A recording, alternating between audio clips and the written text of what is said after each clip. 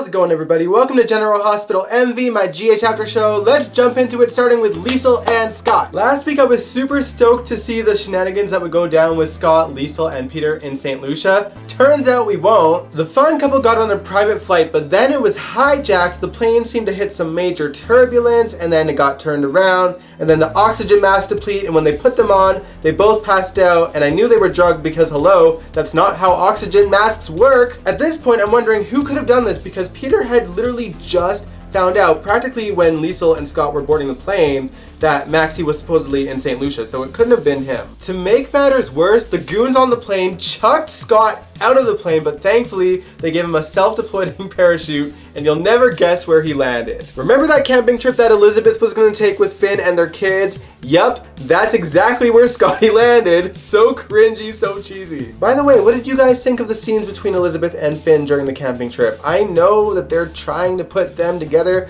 but I just don't feel right about it. First of all, it seems like the writing is on the wall that Hayden is probably going to return at any moment. And on top of that, Elizabeth just lost the love of her life, Franco, like what, 6 months ago? He's not even cold in his grave yet. I just feel so bad for Frizz fans. I didn't like Frizz, but I bet they're pissed. Anyway, back to Liesl and Scott. So Scott was rescued by Elizabeth and Finn and a Boy Scout named Wyatt, who I'm pretty sure is the same Boy Scout that found Peter in that cabin a couple years ago when Liesl was holding him hostage. Meanwhile, Liesl wakes up in a fancy bedroom in fancy pajamas, and of course the door is locked and she can't get out. Turns out the person that is holding Liesl hostage is none other than a very much alive Victor Cassadine, which honestly I'm not that surprised about because the show has been name dropping him the last few weeks. Spencer used his name as an alias a few weeks ago, and of course Sam and Dante and Anna brought him up when they were talking about the WSB because Victor used to own the WSB, or be in charge of it, I guess. He has been recasted, which I'm a little bit disappointed about, but I think that the actor is on another show currently, so I understand it.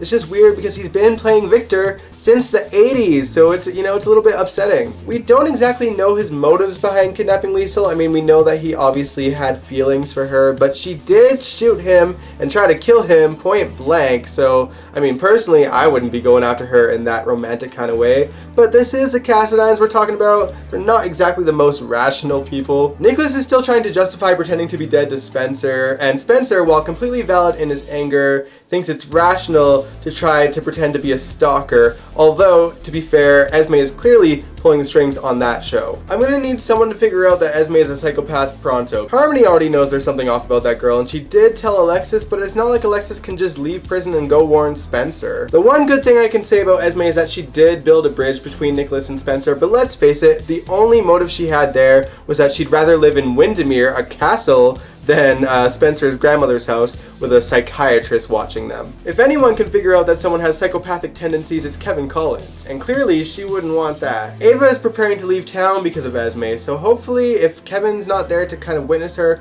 maybe the teen scene will figure out that there's something wrong with Esme. Speaking of the teen scene, let's talk about the plot that we all forgot about. You know, the one where Trina had the sauce from Nixon Falls. So Jocelyn decides that she wants to cook a meal for her dad just because, I guess. And Trina's like, hey, I'll bring the sauce that I got from Nixon Falls.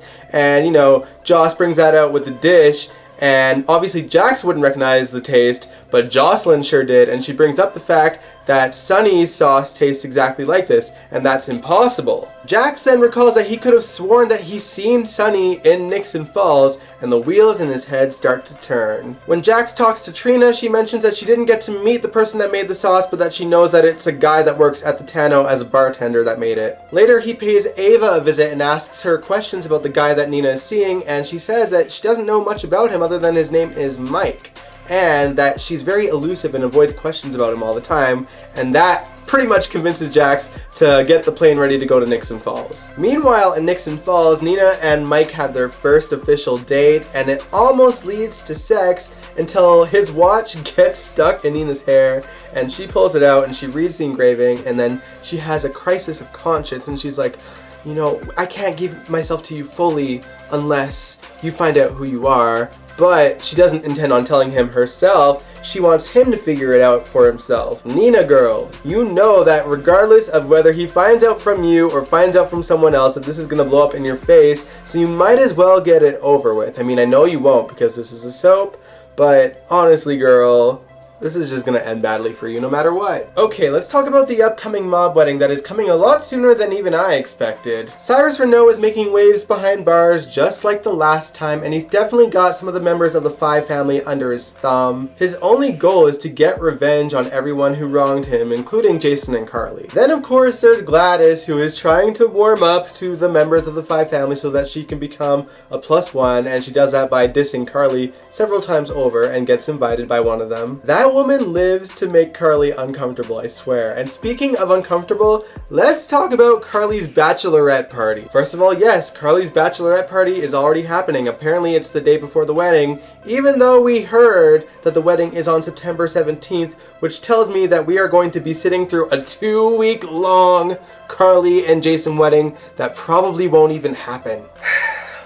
Anyway, so Olivia thinks it would be a great idea to bring a stripper to Carly's bachelorette party, and it turns out that the stripper is Brando Corbin. Listen, obviously the actor that plays him is very attractive. I mean, he's got abs of steel, he's got really piercing blue eyes, he's really good looking, but he cannot dance to save his life. He is not Magic Milo, y'all. I was really uncomfortable, mostly because he pretty much sees everyone that was in that room as family. Like, I know he's not blood related, but he is the cousin of the woman's former husband, and like, they all would see him like family at this point, regardless of the non-blood ties. So like, ugh! I especially loved Sasha's reaction. She was just exasperated over seeing him strip in front of her. In all fairness, Sasha was really worried that he might have been working for the mob again because he overheard him and Carly talking. But it turns out this was his job that he was doing on the side. Carly was just getting Brando to be a listening ear for him, not actually working for her. And Carly didn't even know about this surprise bachelorette party either, so it's not like she hired Brando, and Olivia didn't even know that Brando was the stripper that was hired. But yeah, he's doing this as a side gig to make some extra money before the baby comes. That baby's gonna come at any moment. Sasha looks like she's about to pop, and actually, technically, the baby has already come, for the actress Sophia Matson gave birth about a month ago to that baby that we are seeing inside that bump, so congratulations. Now, as for Jason's bachelor party, that was even more awkward because it was just him, Spinelli, and Michael having drinks at the Savoy. Sam happened to be there to talk to Curtis about updates on Drew's case situation, and Sam actually was a bigger person and just wished Jason well and left. Why Spinelli felt the need to book out the entire Savoy for them to have a drink is beyond me. That bachelor party was boring as hell, at least until Joey Novak walked in and tried to make trouble, and then Spinelli, of all people,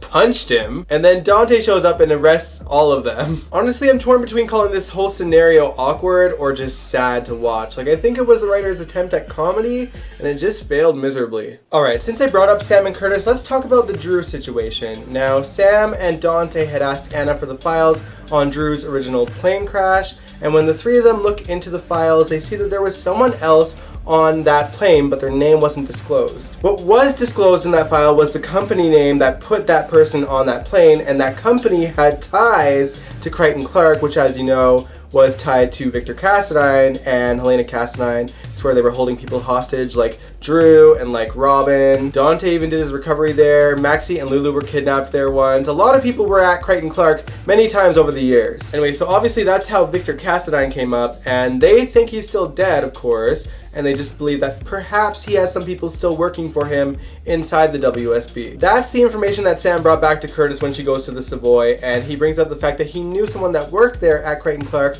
Turns out it was Phyllis, and she brings up the fact that she knows someone that is still there, and I'm thinking that Sam and Dante are probably going to end up going to meet whoever that person is in hopes that they'll find Drew, but something tells me they might find Liesl instead. Anyway, I'm not gonna lie, this week didn't really hold my interest all that much. I mean, I honestly had to look up certain things because the show just couldn't keep my attention when I was actually watching it. Like, other than the Liesl and Scott stuff, nothing else really piqued my interest this week. Oh yeah, and something that I forgot to bring up because obviously forgettable. Apparently Brooklyn suspects that Austin has feelings for Maxie. I don't know how I feel about that. I don't see it, but whatever. I don't really want them as a couple. That seems weird to me. Also, Britt had a new date this week, but she ditched him in the first like 2 minutes, so that went well. I do like that the show has her playing the field though, because that's very on brand for Britt, and I feel like if they had just had her waiting around for Jason, I would have been a little bit upset about it. Even though I do kind of want Britt and Jason together, that wouldn't be very Brit-like, you know what I mean? Anyway, let me know what you guys thought of the show this week, and if you liked this video, give it a big ol' thumbs up, subscribe if you want to, and I will catch you guys next time. Peace out.